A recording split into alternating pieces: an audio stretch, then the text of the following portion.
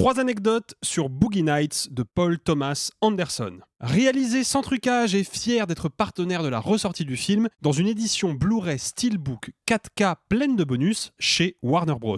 Et pour fêter ça, je vous raconte quelques anecdotes à son sujet. Anecdote numéro 1. Boogie Nights est un projet de longue date pour Paul Thomas Anderson. Le film est l'adaptation de The Dirk Diggler Story, un faux documentaire amateur qu'il a tourné à l'âge de 18 ans. D'ailleurs, son intérêt pour le milieu du cinéma pour adultes remonte à sa jeunesse, passée dans la vallée de San Fernando, en Californie, véritable épicentre de l'industrie dans les années 70. Anecdote numéro 2. Si le film est aujourd'hui considéré comme un petit bijou de cinéma, ses deux acteurs principaux ne sont pas du tout de cet avis.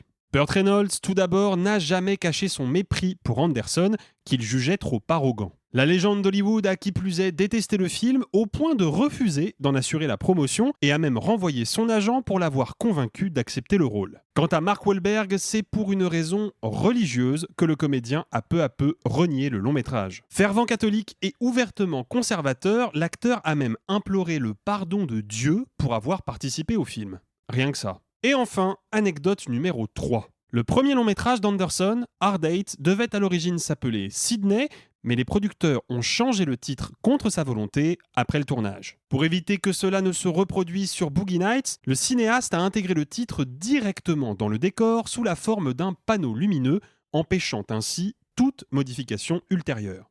Très malin. Et vous, quelles sont vos anecdotes favorites au sujet de Boogie Nights ? Dites-le nous dans les commentaires.